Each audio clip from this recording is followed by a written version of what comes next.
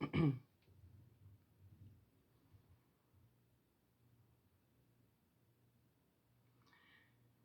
3rd of May. Left Munich at 8:35 p.m. on the 1st of May. Arriving at Vienna early next morning, should have arrived at 6:46, but train was an hour late. Budapest seems a wonderful place. From the glimpse which I got of it from the train and the little I could walk through the streets, I feared to go very far from the station, as we have arrived late and would start at as near the correct time as possible. The impression I had was that we were leaving the west and entering the east. The most western of splendid bridges over the Danube, which is here of noble width and depth, took us among the traditions of Turkish rule. We left in pretty good time and came after nightfall to Klesenberg.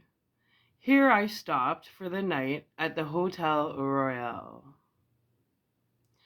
I had for dinner, or rather supper, a chicken done up some way with red pepper, which was very good, but thirsty. I asked the waiter, and he said it was called paprika Händel,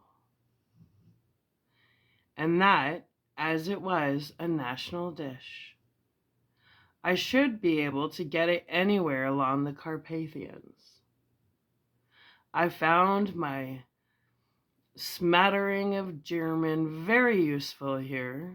Indeed, I don't know how I should be able to get on without it. Having some time at my disposal when in London, I have visited the British Museum and made search among the books and maps in the library regarding Transylvania.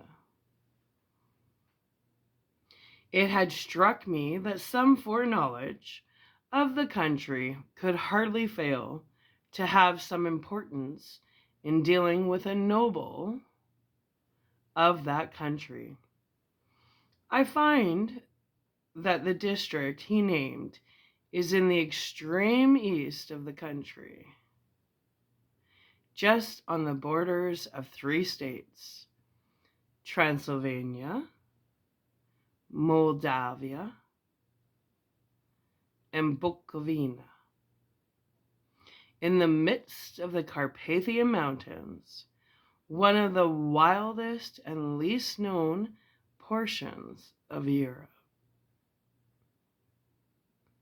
I was not able to light on any map or work giving the exact locality of the Castle Dracula,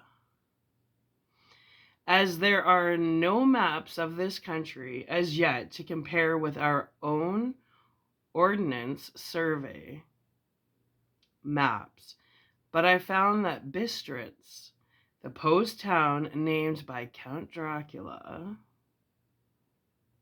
is a fairly well-known place.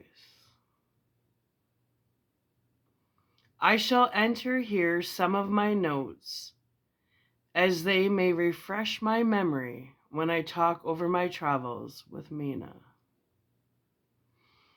In the population of Transylvania, there are 4 distinct nationalities: Saxons in the south, and mixed with them the Wallach, who are the descendants of the Dacians, the Magyars in the west, and the Sketsials in the east.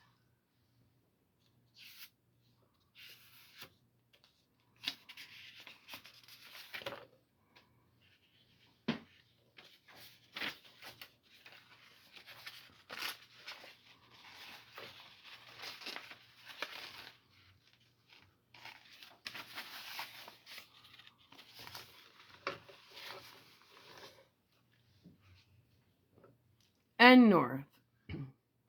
I am going among the latter, who claim to be descended from Attilia and the Huns. This may be so, for when the Magyars conquered the country in the 11th century, they found the Huns settled in it. I read that every known superstition in the world is gathered into the horseshoe of the Carpathians, as if it were the center of some sort of imaginative whirlpool. If so, my stay may be very interesting. I did not sleep well, though my bed was comfortable enough, for I had all sorts of queer dreams. There was a dog howling all night under my window, which may have had something to do with it. Or it may have been the paprika, for I had to drink up all the water in my carafe, and was still thirsty. Towards morning, I slept and was wakened by the continuous knocking at my door. So I guess I must have been sleeping soundly then. I had for breakfast more paprika and a sort of porridge of maize flour, which they said was mamaliga, an eggplant stuffed with forcemeat, a very excellent dish, which they call implettata. I had to hurry breakfast, for the train started a little before 8, or rather, it ought to have done so. For after rushing to the station at 7:30, I had to sit in the carriage for more than an hour before we began to move. It seems to me that the further east you go, the more unpunctual are the trains. What ought they to be in China? All day long we seemed to dawdle through a country which was full of beauty of every kind. Sometimes we saw little towns or castles on the top of steep hills, such as we see in old missals. Sometimes we ran by rivers and streams, which seemed from the wide stony margin on each side of them to be subject to great floods. It takes a lot of water and running strong.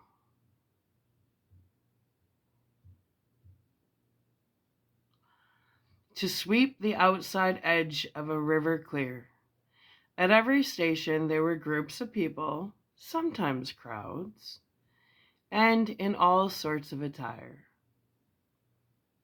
Some of them were just like the peasants at home, or those I saw coming through France and Germany,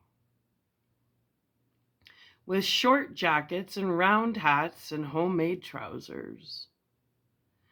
But others were very picturesque. The women looked pretty, except when you got near them. But they were very clumsy about the waist. They had all full white sleeves of some kind or other, and most of them had big belts with a lot of strips of something fluttering from them, like the dresses in a ballet. But of course, petticoats under them. The strangest figures we saw were the Slovaks, who are more barbarian than the rest, with their big cowboy hats, great baggy, dirty white trousers. The rest with their big cowboy hats, great baggy, dirty white trousers, white linen shirts, and enormous heavy leather belts, nearly a foot wide, all studded over with brass nails. They wore high boots with their trousers tucked into them and had long black hair and heavy black mustaches.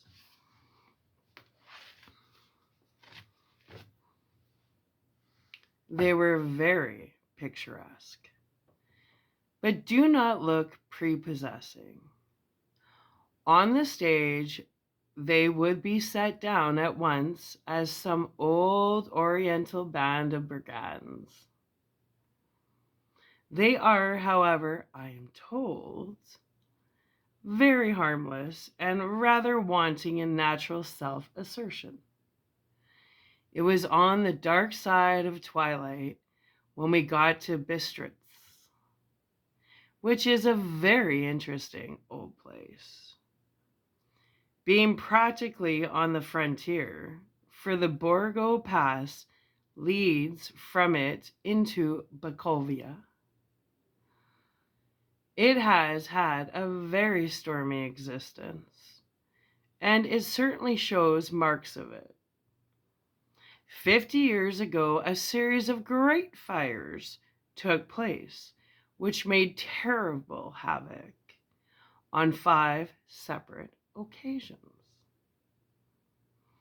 At the very beginning of the 17th century, it underwent a siege of 3 weeks and lost 13,000 people. The casualties of war proper being assisted by famine and disease. Count Dracula had directed me to go to the Golden Crone Hotel, which I found, to my great delight, to be thoroughly old-fashioned. For, of course, I wanted to see all I could of the ways of the country. I was evidently expected, for when I got near the door, I faced a cheery-looking elderly woman in the usual peasant dress, white undergarment with a long double apron, front and back, of colored stuff fitting almost too tight for modesty. When I came close, she bowed and said, "The Herr Englishman." "Yes," I said, "Jonathan Harker." She smiled and gave some messages to an elderly man in white short sleeves, who had followed her to the door. He went, but immediately returned with a letter. "My friend, welcome to the Carpathians. I am anxiously expecting you. Sleep well tonight. At 3 tomorrow, the stagecoach will start from Bukovina. A place on it is kept for you. At the Borgo Pass, my carriage will await you and will bring you to me. I trust that your journey from London has been a very happy one, and that you will enjoy your stay in my beautiful land. Your friend, Dracula." The 4th of May. I found that my landlord had got a letter from the Count, directing him to secure the best place on the coach for me. But on making inquiries as to details, he seemed somewhat reluctant and pretended that he could not understand my German. This could not be true, because up to then he had understood it perfectly. At least he answered my questions exactly as if he did. He and his wife, the old lady who had received me, looked at each other in a frightened sort of way. He mumbled out that the money had been sent in a letter, and that was all he knew.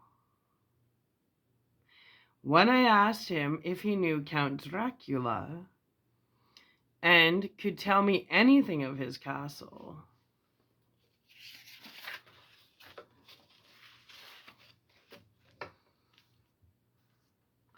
Both he and his wife crossed themselves, and, saying that they knew nothing at all, simply refused to speak further.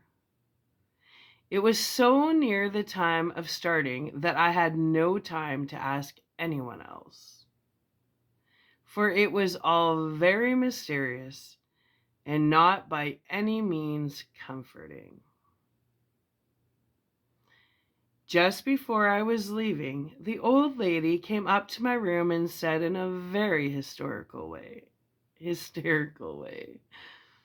"Must you go? Oh, young Herr, must you go?" She was in such an excited state that she seemed to have lost her grip of what German she knew and mixed it all up with some other language which I did not know at all. I was just able to follow her by asking many questions.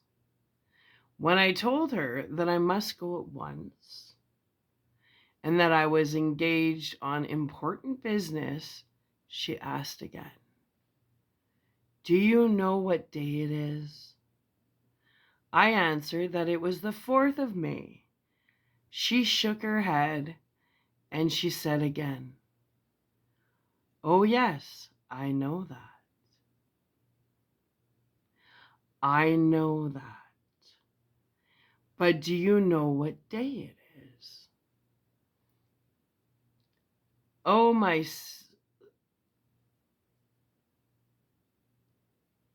Oh, my saying that I did not understand, she went on. "It is the eve of St. George's Day. Do you not know that tonight, when the clock strikes midnight, all the evil things in the world will have full sway? Do you know where you are going and what you are going to?" She was in such evident distress that I tried to comfort her, but without effect. Finally, she went down on her knees and implored me not to go. At least, to wait a day or two before starting. It was all very ridiculous, but I did not feel comfortable. However, there was business to be done, and I could allow nothing to interfere with it. I therefore tried to raise her up and said, as gravely as I could, that I thanked her, but my duty was imperative, and that I must go. She then rose and dried her eyes, and taking a crucifix from her neck, offered it to me. I did not know what to do. For an English churchman, I have been taught to regard such things as in some measure idolatrous. And yet it seems so ungracious to refuse an old lady meaning so well, and in such a state of mind. She saw, I suppose,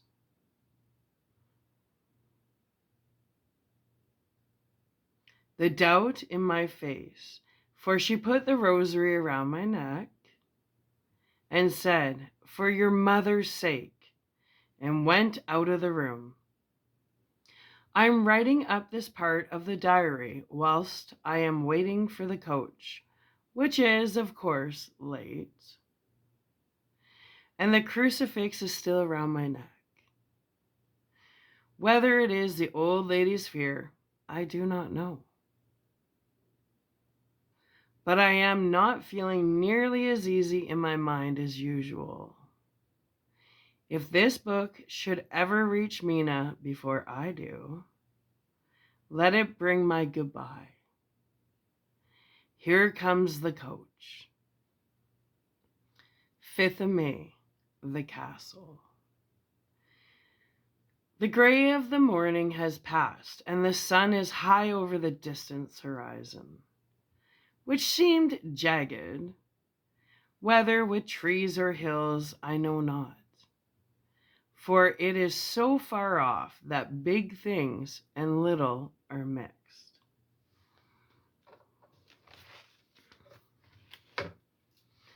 I am not sleepy, and I am not to be called till I awake. Naturally, I write till sleep comes. There are many odd things to put down, and lest who reads them may fancy that I dined too well before I left Bistritz. Let me put down my dinner exactly. I dined on what they call robber steak. Bits of beef, bacon, onion, seasoned with red pepper, and strung on sticks and roasted over the fire in the simple style of the London cats. The tongue, cat's meat. The wine was golden miachettes, which produced a queer sting on the tongue, which is, however, not disagreeable. I had only a couple of glasses of this and nothing else. When I got on the coach, the driver had not taken his seat, and I saw him talking with the landlady. They were evidently talking of me, for every now and then they looked at me, and some of the people who were sitting on the bench outside the door, which they call by a name meaning word bearer, came and listened and then looked at me. Most of them pityingly. I could hear a lot of words often repeated, queer words, for there were many nationalities in the crowd. So I quietly got up my polyglot dictionary from my bag and looked them out. I must say, they were not cheering to me, for amongst them were Ordog, Satan, Pakal, Hell, Strijokia, Witch, Verloc, and Vlaskak, both of which mean the same thing, one being Slavic and the other Servian, for something that is either werewolf or vampire. When we started, the crowd round the inn door, which had by this time swelled to a considerable size, all made the sign of the cross and pointed two fingers towards me. With some difficulty, I got a fellow passenger to tell me what they meant. He would not answer at first, but on learning that I was English, he explained that it was a charm or guard against the evil eye. This was not very pleasant for me, just starting for an unknown place to meet an unknown man. But everyone seemed so kind-hearted and so sorrowful and so sympathetic that I could not but be touched. I shall never forget the last glimpse which I had of the inn yard and its crowd of picturesque figures, all crossing themselves as they stood round the wide archway, with its background of rich foliage, of oleander and orange trees in green tubs clustered in the center of the yard. Then our driver, whose wide linen drawers covered the whole front of the box seat, Gotza, they call them, cracked his big whip over his four small horses, which ran abreast, and we set off on our journey. I soon lost sight and recollection of ghostly fears in the beauty of the scene as we drove along. Although, had I known the language, or rather languages, which my fellow passengers were speaking, I might not have been able to throw them off so easily. Before us lay a green, sloping land,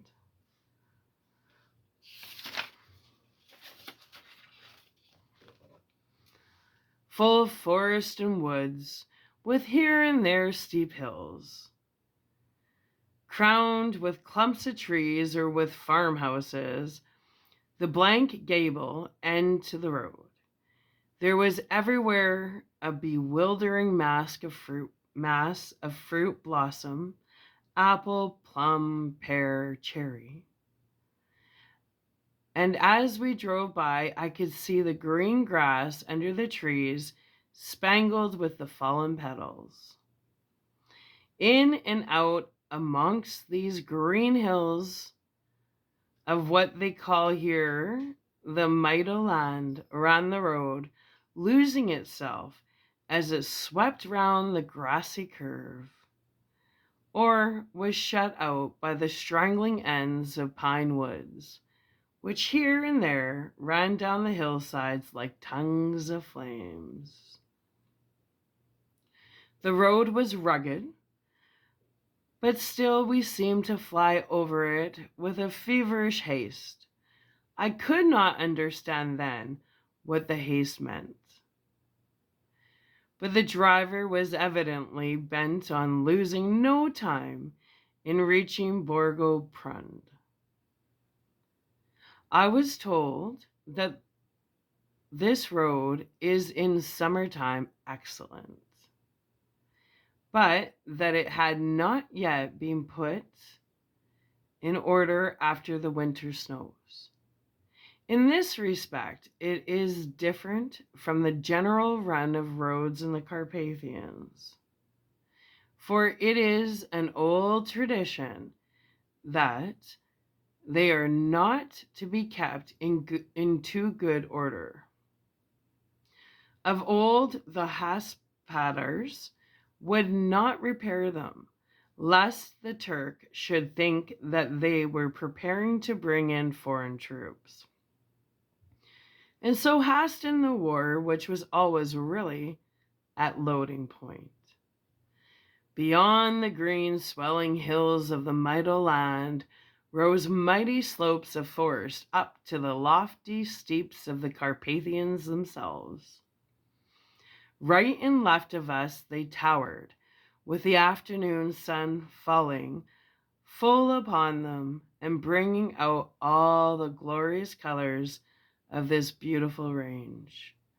Deep blue and purple in the shadows of the peaks, green and brown where grass and rocks mingled.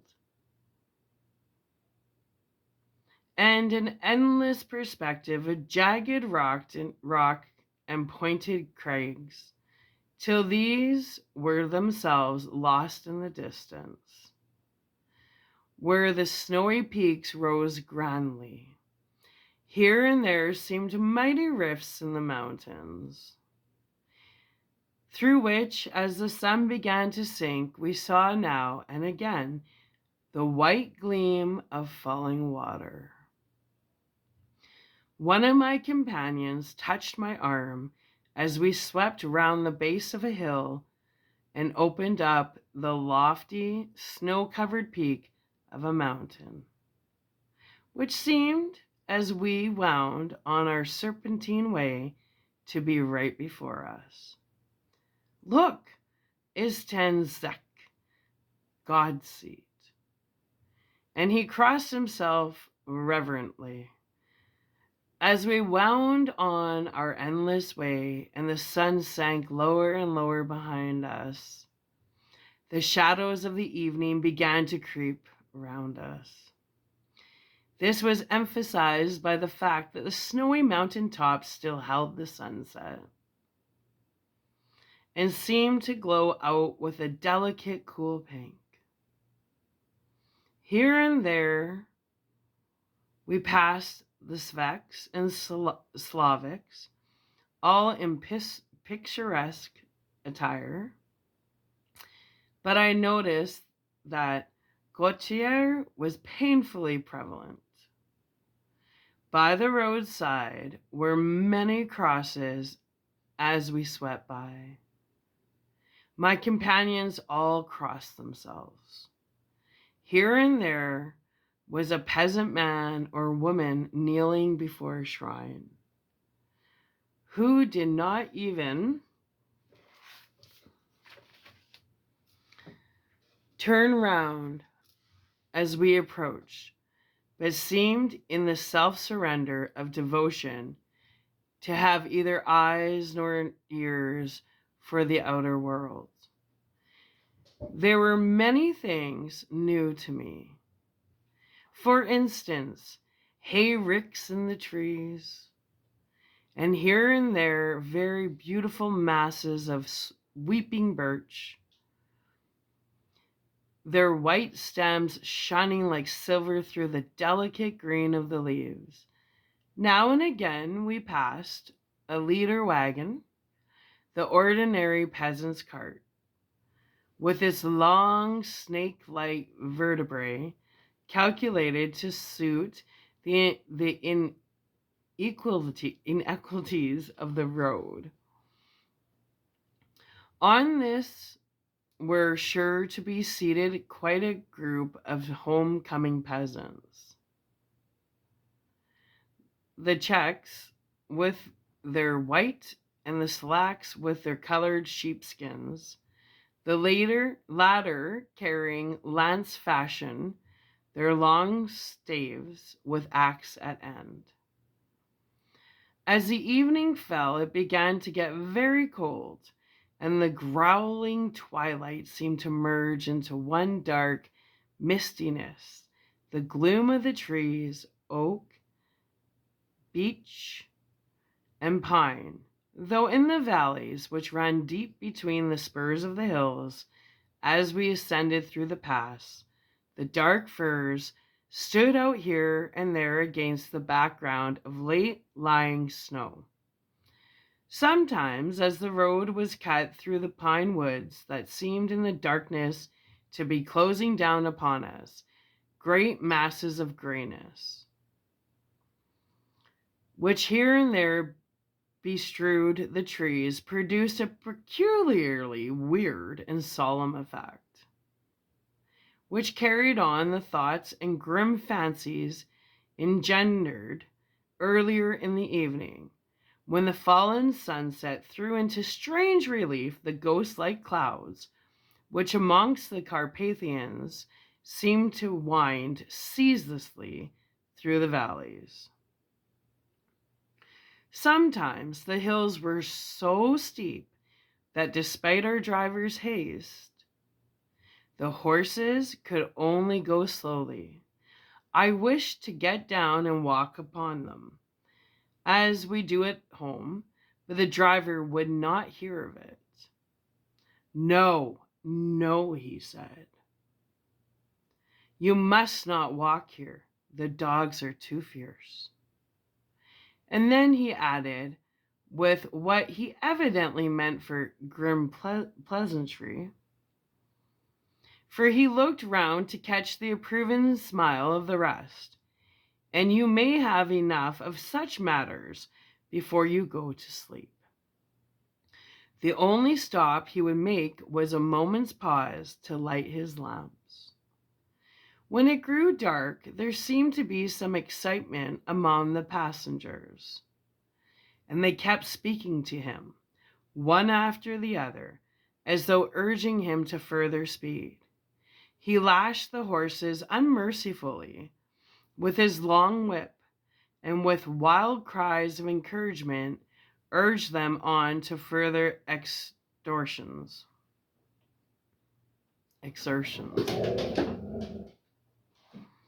Then through the darkness I could see a sort of patch of gray light ahead of us, as though there were a cleft in the hills.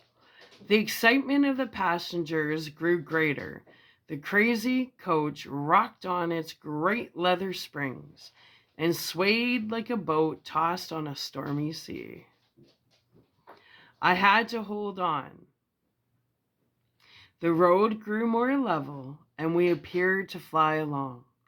Then the mountains seemed to come nearer to us on each side and to frown down upon us. We were entering the Borgo Pass. One by one, several of the passengers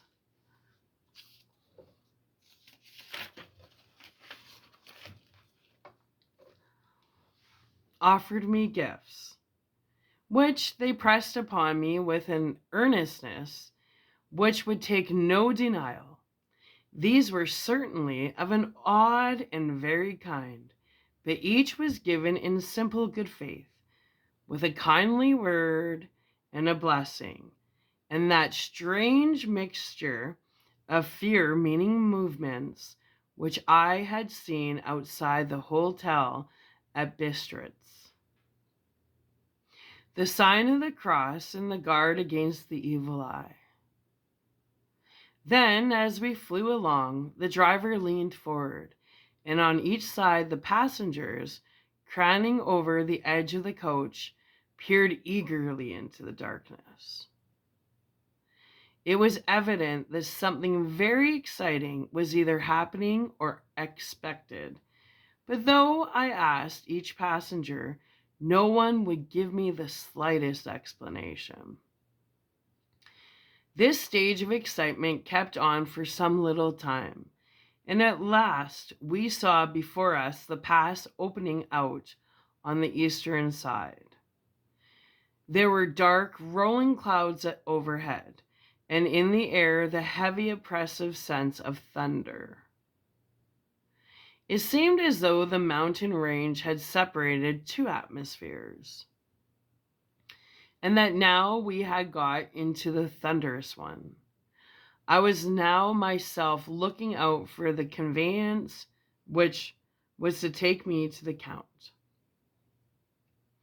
Each moment I expected to see the glare of lamps through the blackness, but all was dark. The only light was the flickering rays of our own lamps, in which steam from our hard-driven horses rose in a white cloud. We could now see the sandy road lying white before us, but there was on it no sign of a vehicle. The passengers grew back with a sigh of gladness, which seemed to mock my own disappointment. I was already thinking what I had best do, when the driver, looking at his watch, said to the others something which I could hardly hear. It was spoken so quietly and in so low a tone. I thought it was an hour less than the time. Then turning to me, he said in German worse than my own, "There is no carriage here. The Herr is not expected after all.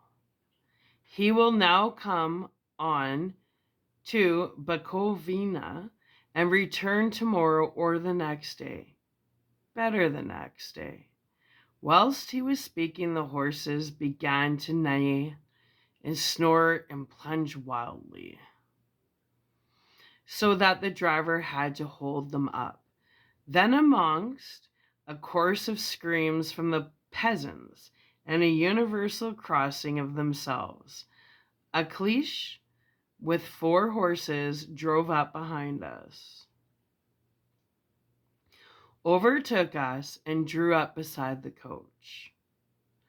I could see from the flash of our lamps, as the rays fell on them, that the horses were coal black and splendid animals.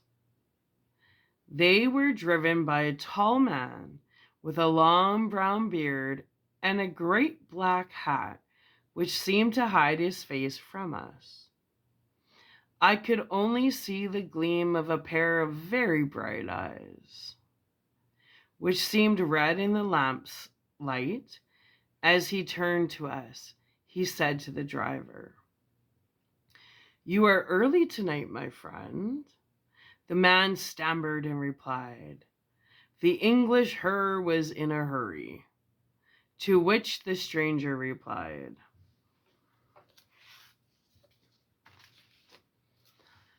"That is why, I suppose, you wished him to go on to Bukovina? You cannot deceive me, my friend. I know too much. And my horses aren't swift." As he spoke, he smiled. The lamp lift fell on a hard-looking mouth, with very red lips and sharp-looking teeth, as white as ivory. One of my companions whispered to another the line from Burger's Lenore, "For the dead travel fast." The strange driver evidently heard the words, for he looked up with a gleaming smile. The passenger turned his face away, at the same time putting out his 2 fingers and crossing himself. "Give me the her's luggage," said the driver, and with exceeding alacrity, my bags were handed out and put into the caleche. Then I descended from the side of the coach. As the caleche was close alongside, the driver helping me with a hand, which caught my arm in a grip of steel. His strength must have been prodigious. Without a word, he shook his reins, the horses turned, and we swept into the darkness of the pass. As I looked back, I saw the steam from the figures of my late companions crossing themselves. Then the driver cracked his whip and called to his horses, and off they swept on their way to Bukovina. As they sank into the darkness, I felt a strange chill, and a lonely feeling came over me. But a cloak was thrown over my shoulders and a rug across my knees. And the driver said in excellent German, "The night is chill, Mynheer, and my master, the Count, bade me take all care of you. There is a flask of Slavix, the plum brandy of the country, underneath the seat, if you should require it." I did not take any, but it was a comfort to know it was there. All the same, I felt a little strange and not a little frightened. I think, had there been any alternative, I should have taken it instead of prosecuting that unknown night journey. The carriage went at a hard pace straight along. Then we made a complete turn and went along another straight road. It seemed to me that we were simply going over and over the same ground again. And so I took note of some salient point and found that this was so. I would have liked to have asked the driver what this all meant, but I really feared to do so, for I thought that, placed as I was, any protest would have had no effect in case there had been an intention to delay. By and by, however, as I was curious to know how time was passing, I struck a match and by its flame looked at my watch. It was within a few minutes of midnight. This gave me a sort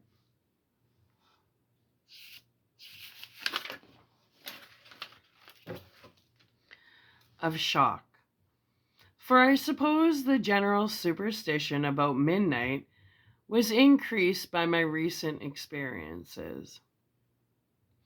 I waited with a sick feeling of suspense. Then a dog began to howl somewhere in a farmhouse, far down the road, a long, agonized wailing, as if from fear. The sound was taken up by another dog, and then another and another, till borne on the wind, which now sighed softly through the pass, a wild howling began, which seemed to come from all over the country, as far as the imagination could grasp it through the gloom of the night. At the first howl, the horse began to strain and rear, but the driver spoke to them soothingly, and they quieted down, but shivered and sweated as though after a runaway from sudden fright. Then, far off in the distance, from the mountains on each side of us, began a louder and sharper howling, that of wolves, which affected both the horses and myself in the same way. For I was minded to jump from the caleche and run, whilst they reared again and plunged madly, so that the driver had to use all his great strength to keep them from bolting. In a few minutes, however, my own ears got accustomed to the sound, and the horses so far became quiet that the driver was able to descend and to stand before them. He petted and soothed them and whispered something into their ears, as I have heard of horse tamers doing, and with extraordinary effect, for under his caresses, they became quite manageable again, though they still trembled. The driver again took his seat, and shaking his reins, started off at a great pace. This time, after going to the far side of the pass, he suddenly turned down a narrow roadway which ran sharply to the right. Soon we were hemmed in with trees, which in places arched right over the roadway till we passed as through a tunnel. And again, great frowning rocks guarded us boldly on each side. Though we were in shelter, we could hear the rising wind, for it moaned and whistled through the rocks, and the branches of the trees crashed together as we swept along. It grew colder and colder still, and fine, powdery snow began to fall, so that soon we and all around us were covered with a white blanket. The keen wind still carried the howling of the dogs, though this grew fainter as we went on our way.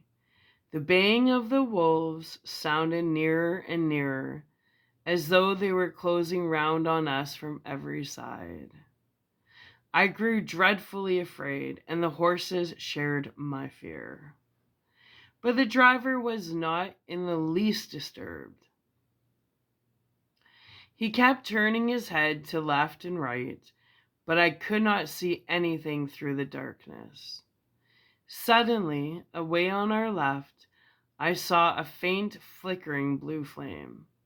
The driver saw it at the same moment.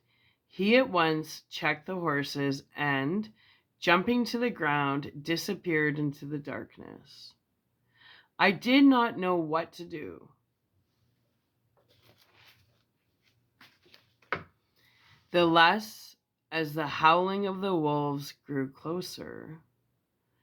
But while I wondered, the driver suddenly appeared again, and without a word took his seat, and we resumed our journey. I think I must have fallen asleep and kept dreaming of the incident, for it seemed to be repeated endlessly.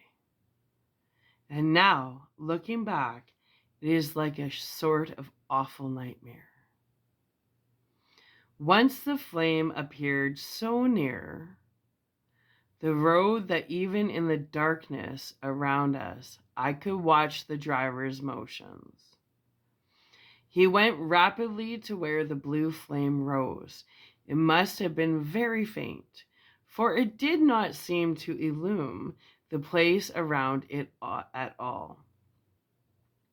And gathering a few stones, formed them into some device. Once there appeared a strange optical effect. When he stood between me and the flame, he did not obstruct it, for I could see its ghostly flicker all the same.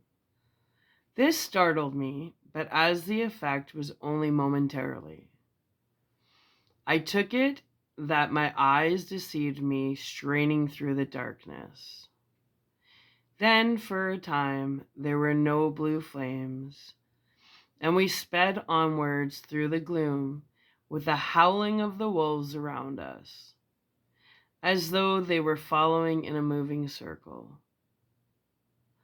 At last there came a time when the driver went further afield than he had yet done, and during his absence the horses began to tremble worse than ever and to snort and scream with fright.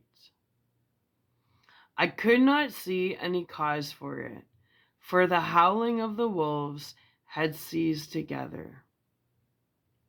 But just then the moon, sailing through the black clouds, appeared behind the jagged crest of a beetling, pinnacled rock, and by its light I saw around us a ring of wolves, with white teeth and lolling red tongues, with long, sinewy limbs and shaggy hair. They were 100 times more terrible in the grim silence which held them than ever, even when they howled. For myself, I felt a sort of paralysis of fear. It is only when a man feels himself face to face with such horrors that he can understand their true import. All at once the wolves began to howl as though the moonlight had had some peculiar effect on them. The horses jumped about and reared, and looked helplessly round with eyes that rolled in a way painful to see. But the living ring of terror encompassed them on every side, and they had perforce to remain within it. I called the coachman to come, for it seemed to me that only our chance was to try to break out through the ring and to aid his approach. I shouted and beat the side of a cleche, hoping by the noise to scare the wolves from that side, so as to give him a chance of reaching the trap. How he came there, I know not. But I heard his voice raised in a tone of imperious command, and looking towards the sound, saw him stand in the roadway. As he swept his long arms, as though brushing aside some impalpable obstacle, the wolves fell back and back further still. Just then a heavy cloud passed across the face of the moon, so that we again were in darkness.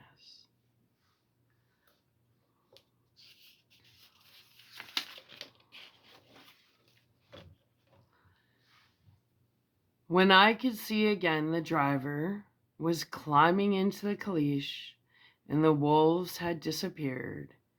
It was all so strange and uncanny that a dreadful fear came upon me, and I was afraid to speak or move. The time seemed interminable as we swept on our way, now in almost complete darkness, for the rolling clouds obscured the moon. We kept on ascending, with occasional periods of quick descent, but in the main, always ascending. Suddenly, I became conscious of the fact that the driver was in the act of pulling up the horses in the courtyard of a vast ruined castle, from whose tall black windows came no ray of light, and whose broken battlements showed a jagged line amongst the moonlit sky.